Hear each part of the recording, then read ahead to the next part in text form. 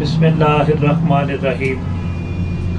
नाज़रीन, आज का हमारा जो मौजू है वो मैदा के अमराज के मुतालिक है, यानी कि कमी भूख या इस तरह के गैस मैदे में बन जाती है जिसको गैस ट्रबल भी कहते हैं।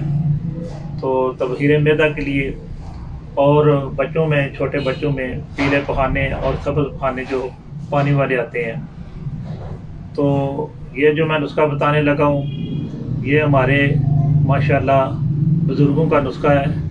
उन्होंने इसका नाम नान खाई रखा हुआ था, यानी कि भूख मिटाने वाला, भूख लगाने वाला।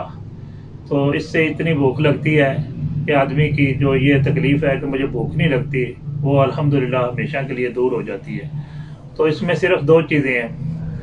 एक चीज़ जो है इसमें मीठा सोडा है, तो इसका ये तकरीबन वज़न जो है वो 2 हिस्से है।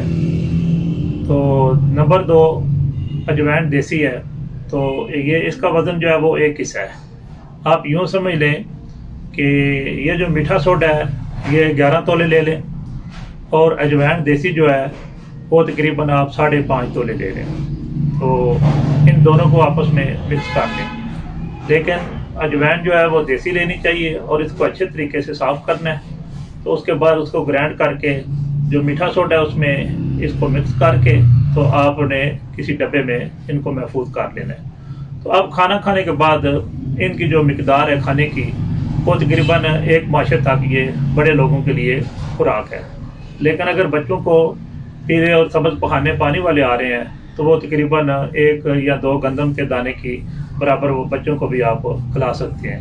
तो अल्लाह ताला के फजल और करम से अगर किसी शख्स को पेट में दर्द शुरू हो जाती है तो टाइम जो है वो रात का ऐसा है कि अभी तो कोई तबीब मिलेगा ना कोई डॉक्टर मिलेगा, तो ये दवाई जो है ये इंजेक्शन का अलबत्ता काम करेगी।